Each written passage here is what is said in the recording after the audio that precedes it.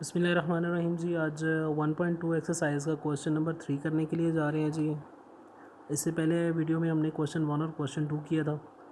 तो उसमें हमने column matrix, row matrix, null matrix और रो मैट्रिक्स काफ़ी सारी चीज़ों को डिस्कस किया था। लेकिन आज हम जो मैट्रिक्स की आइडेंटिफिकेशन करने जा रहे हैं वो थोड़ी सी डिफरेंट है। वो मतलब हमारे पास आइडेंटिटी मैट्रिक्स से रिलेट भी करेगी थोड़ी सी।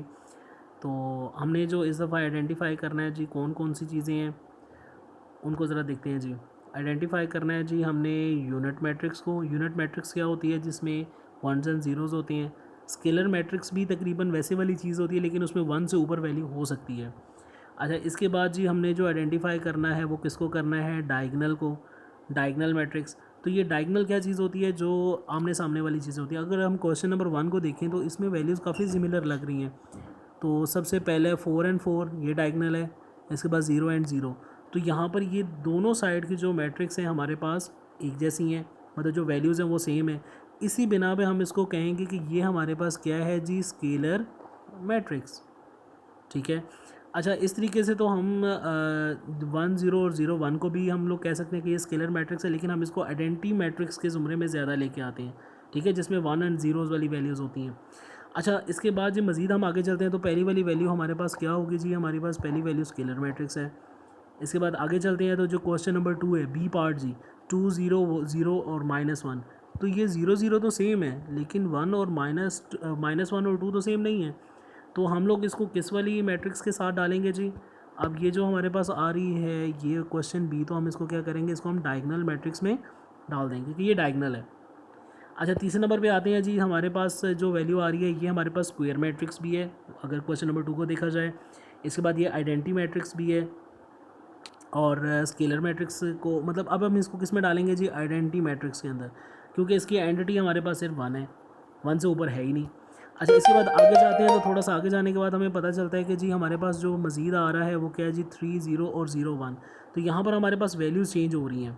जब वैल्यूज़ चेंज हो रही हैं क्वेश्चन नंबर डी के अंदर, तो हम लोग उसको किस में डालते हैं जी, डायगनल मैट्रिक्स के अंदर। रीज़न आप साथ साथ पढ़ते जाना। अच्छा, इसके बाद मज़ीद थोड़ा सा आगे जाएँ तो जो हमारे पास क्वेश्चन नंबर 5 है वो थोड़ा सा उन्होंने ट्रिकी कर दिया। अब यहाँ पर पहले इसको सॉल्व करना पड़ेगा। 5 - 3 तो आपके पास आंसर आएगा 2, फिर इसके बाद है 0, फिर इसके बाद अगेन 0 और अगेन 1 + 1 2।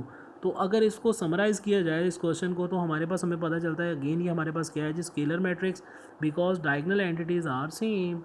तो इसी वजह से हम इनको क्या कहते हैं जी, ये हमारे पास स्केलर मैट्रिक्स है। ठीक हो गया। तो ये था जी आपका क्वेश्चन नंबर 3। क्वेश्चन नंबर 3 से थोड़ा सा आगे चलते हैं जी मज़ीद क्वेश्चन नंबर 4 की तरफ।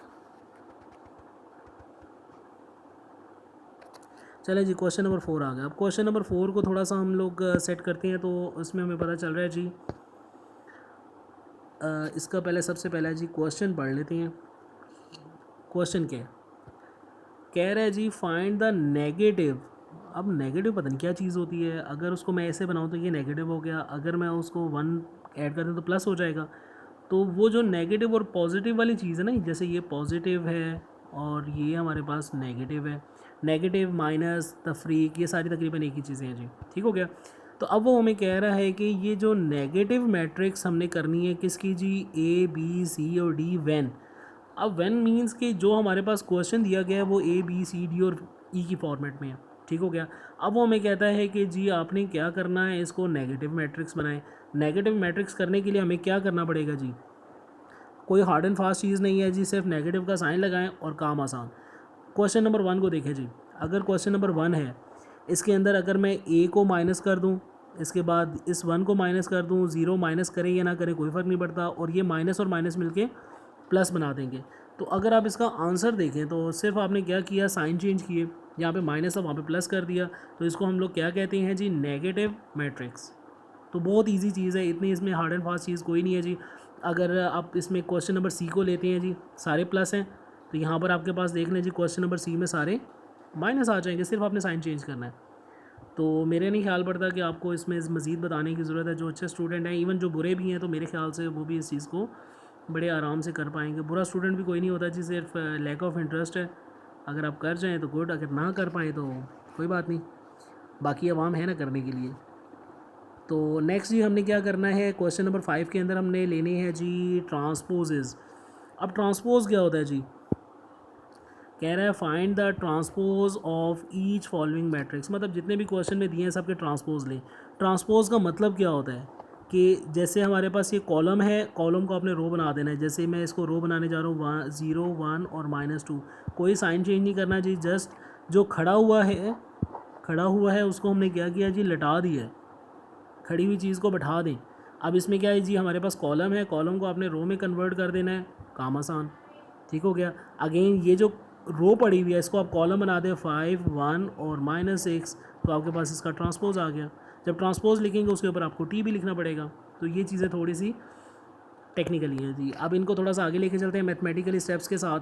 तो सिंपल आपने क्या किया जी, जो आपके आंसर से एक दफ़ा उनको टैली करेंगे तो आपको पता चलना शुरू हो जाएगा जी कि ये वाकई ऐसा हो गया है। तो क्वेश्चन का तो एटलीस्ट हमें पता ही है जी, ट्रांसपोज लेनी है। अच्छा, यहाँ पर अब मेरे पास वो फिजिक्स सामने नहीं है तो मैं डी पोर्शन को ले रहा हूँ पहले। तो आप यहाँ से डी पोर्शन को देखें जी, डी किधर है, यहाँ पर है डी। कंपैरिजन करें, पहले आपने डी के ऊपर टी लिखा फॉर ट्रांसपोज, तो आपने क्या किया जी, 2 0 जो आपकी कॉलम थी आपने उसको रो में लिख दिया 2 और 0, और इसके बाद 3 और 5 जो है आपके पास मज़ीद कॉलम में थी तो आपने उसको भी 3 और 5 को कॉलम में लिख देंगे। जो खड़ा हुआ है उसको लटा दें जी, ये मैंने लटा दिया, ये 2 और 1 खड़े हुए हैं और इसको मैंने लटा दिया। तो यहाँ पर सिंपल क्या चीज़ है कि आपने कॉलम को रो में कन्वर्ट करना है, और अगर वो रो है तो उसको कॉलम में कन्वर्ट कर दें। हमेशा उसके साथ उल्टा काम करना है, जब उल्टा काम करेंगे तो आपके पास ट्रांसपोज आ जाएगा। ठीक है जी। बाकी अगर आप मज़ीद क्वेश्चंस को देखना चाहते हैं, जैसे एफ़ वाला क्वेश्चन है 1 2 3 4, तो यहाँ पर 1 2 रो में है तो आप इसको कॉलम में लिखें, तो ये कॉलम में लिखेंगे तो 1 2 ऐसे आ जाएगा।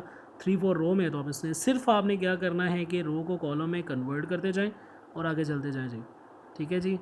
मज़ीद आगे चलते हैं तो मज़ीद कितने क्वेश्चन रह गए उनको भी देख लेते हैं ज़रा। क्वेश्चन नंबर 6, तो ये क्वेश्चन नंबर 6 लास्ट है जी।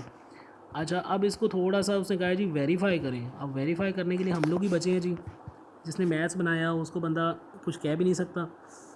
तो अब जी मज़ीद थोड़ा सा आगे चलते हैं।